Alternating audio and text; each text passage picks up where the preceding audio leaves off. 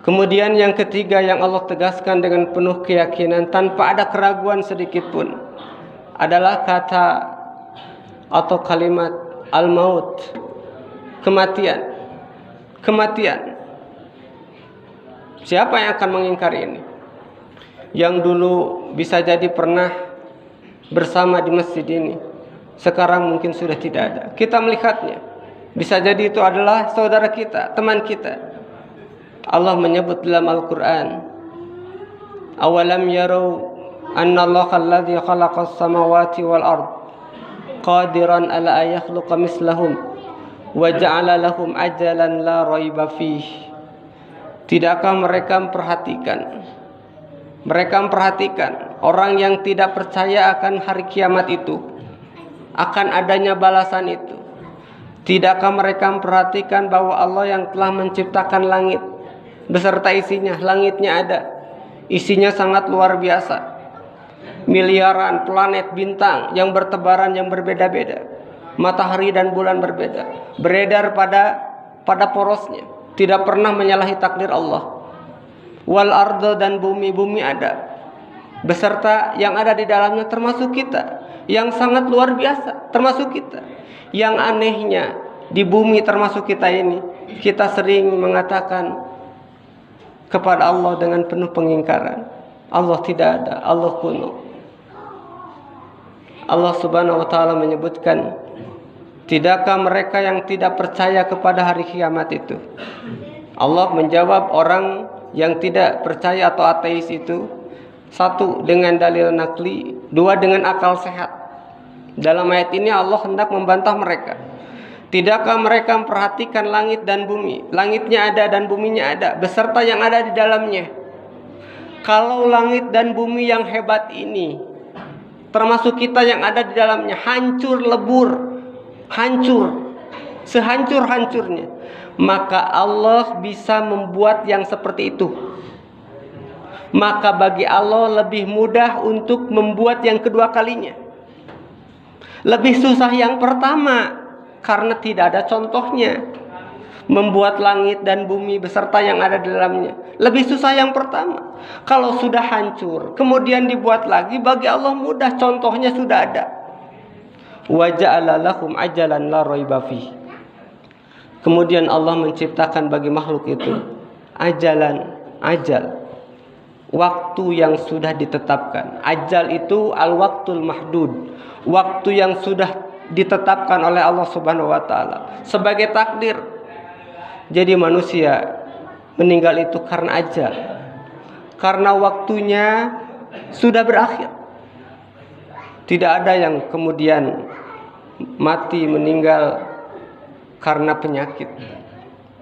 Memang bisa jadi sebelum orang itu meninggal Allah uji dulu dengan sakit, tapi bukan sakitnya yang menyebabkan mati, ajalnya. Bukankah orang yang sakit yang sama banyak yang sembuh? Bukankah yang tidak sakit yang sehat kemudian tiba-tiba meninggal? Orang yang sedang olahraga meninggal. Apakah kita mau mengatakan orang yang sedang sujud, orang yang sedang berolahraga kemudian meninggal, penyebabnya adalah olahraga? Orang yang sedang sujud, penyebab kematiannya adalah sujud. Ada orang yang kemudian sedang menyetir, sedang enak-enaknya menikmati kehidupan ini, tiba-tiba meninggal. Apakah gara-gara menyetirnya itu kemudian meninggal? Meninggal itu kaitannya dengan ajal. Kalau orang sakit parah, kalau ajalnya belum tiba, 1 tahun, 2 tahun dia koma, 3 tahun, 4 tahun, 5 tahun bisa sembuh kalau ketemu dengan obatnya. Karena setiap penyakit ada obatnya, kata Rasulullah SAW.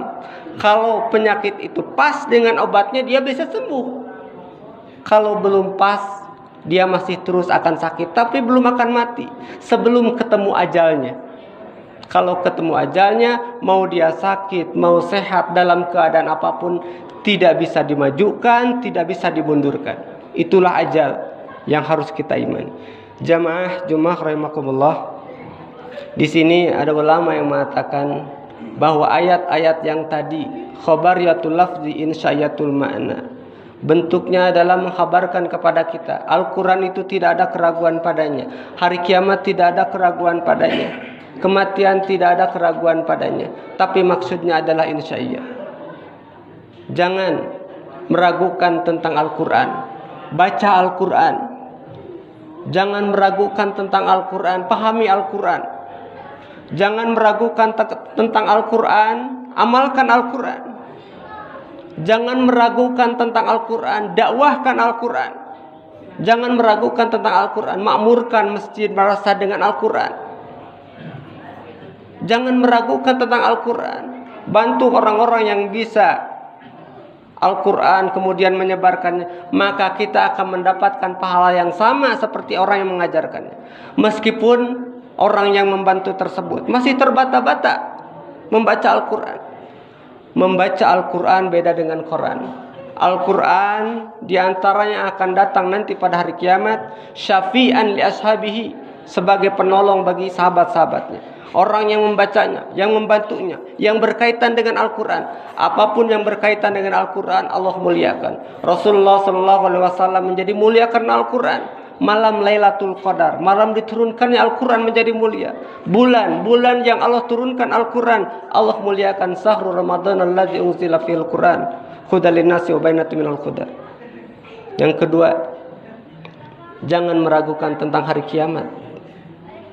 Karena Allah mengulangnya beberapa kali sampai puluhan kali. Tidak ada keraguan padanya. Pasti akan ketemu hari itu. Oleh karena itu jangan menganggap remeh kebaikan meskipun sedikit. Apalagi sekarang bulan Ramadan. Maka yang sedikit ini, sedekah, infak, kebaikan kita menolong, inilah yang akan kita dapatkan nanti pahalanya pada hari kiamat. Jangan meragukan tentang kematian. Karena jelas kita melihatnya. Yang berani mati, mati. Yang takut mati, mati. Pejabat mati, rakyat mati. Yang kaya mati, yang miskin juga mati. Pasien yang sedang sakit mati, dokternya pun mati. Bukan mati yang harus kita takuti, tapi setelah kita mati, kita punya bekal apa? Padahal perjalanan masih panjang. Jamaah rahimakumullah, mungkin itu saja yang bisa saya sampaikan. Mudah-mudahan ada manfaatnya. Mohon maaf atas segala kekurangannya. Rabbana atina fid dunya hasanah wa fil akhirati hasanah wa qina adzabannar. Wassalamualaikum warahmatullahi wabarakatuh.